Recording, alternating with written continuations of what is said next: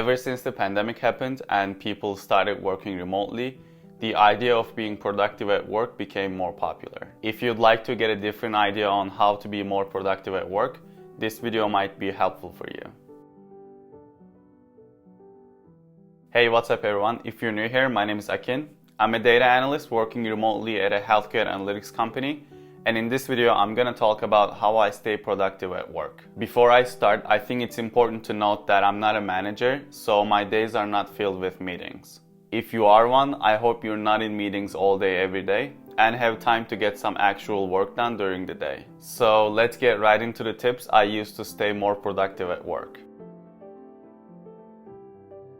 Our phones are the biggest distraction that we have today.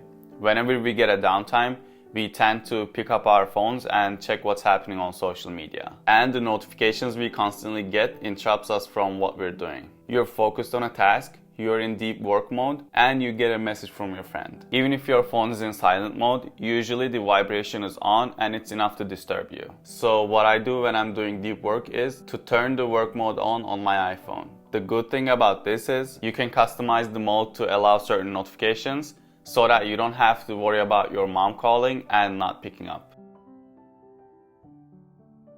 Similar to the first one, another thing you can do to be more productive at work is blocking out your calendar so that you can focus on a task without getting distracted. Meetings are a huge part of the corporate world and it's hard to eliminate them. But at least you can put like a 1-hour block in your calendar, so when people try to invite you to a meeting, they won't be able to and you get to do some deep work. Sometimes you might have to change your time block to attend an important meeting, but it doesn't happen that often unless you're a manager. Productive downtime is a relatively new term and a method, and it's about taking breaks throughout the day to allow yourself to relax and rejuvenate. By taking breaks in this case, I mean working on something else, something you're passionate about when you have a downtime. It could be a side hustle, a hobby like painting, designing, or even working out. For example, when you're working on a task and get stuck somewhere and need someone's input and you don't have anything else to work on while you're waiting for a response, you can use that downtime to write an article for your website, work on your startup, or just to read a book instead of going on your phone and mindlessly scrolling. The 2-minute rule is a simple concept that David Allen talks about in his book, Getting Things Done. It's considered one of the best books on productivity. The idea of the 2-minute rule is, if a task takes less than 2 minutes, do it right away. And if it takes more than 2 minutes, write it down. It sounds like a no-brainer, but I actually used to struggle with this a lot. If I had to make some quick phone call or shoot someone an email, or even when I need to clean up my desk before I sit down to do some work, I felt the resistance and couldn't be bothered to do the task, so I always ended up postponing it or writing it down, which wasn't really necessary because it would have only taken like 2 minutes. Now that I constantly remind myself of the 2-minute rule, I feel like my brain is less cluttered with simple tasks. So I don't have to think about a phone call I'm supposed to make or some sort of a bill I need to pay. When I was in middle school and high school, I thought multitasking was a good thing, and if you're good at it, you'd like to be more successful. But it's actually quite the opposite.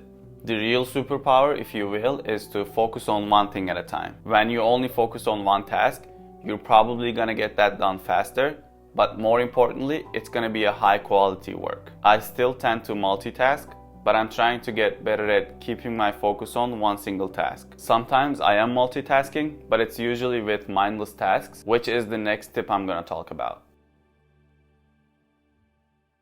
Like most people, I get very bored when I'm working on tedious and mindless tasks. Tasks that don't require my full attention and don't require much thinking. I don't know if anyone else does this other than some of my friends, but I like to watch something on the side when I'm doing mindless work. When I say I watch something, it's not like I'm looking at the screen and forget about the work. I listen to it while I'm doing work and look at it from time to time. I know I'm kind of contradicting myself here, but that's a good way to keep me company when I'm working on extremely boring tasks. I might listen to some music from time to time, but I usually listen to instrumental music when I'm focused. Another thing to stay productive at work is make a to-do list and keep it as short as possible. What I do is I write my to-do list on post-it notes and there are usually around 5 items on that list. I know there's a rule in productivity called daily highlight. The daily highlight. It means just having one item on your to-do list and only getting that done. But we know that it's not really possible when you're working for someone else. But at least you can try to keep the list short so that you don't overwhelm yourself with a long list. This one is not as important as the other ones, I would say, but adding greenery to your workspace makes sitting there a bit more pleasant. Also, a study by the American Society for Horticulture Science found that workers who were exposed to green and plants in their workspace reported feeling less stressed and more productive. I'm not sure having fake plants on my desk makes me more productive, but it's just nicer to work when I have some greenery on my desk. For me, going on walks is a huge part of my workday. Every day at noon, I go for a walk unless I have a meeting. And I literally look forward to my walk when I'm working. We humans are not meant to sit and be indoors for long periods of time. So I make sure I get out of the house at least once a day. It really helps me clear my mind, and if I'm stuck on a problem, usually it's easier to solve it after a nice walk outside. The last tip I want to talk about is asking for feedback and having a mentor that you trust. I think what makes you successful at any job is getting feedback and acting on them. If no one gives you feedback on the work that you do, you won't have any idea on what you can improve, therefore you won't be productive. Alright, these are all the tips I wanted to talk about to be more productive at work. If you like this video, you can watch my How I Became a Data Analyst video or check out my career playlist. Thank you so much for watching, and I'll see you in the next one. Peace.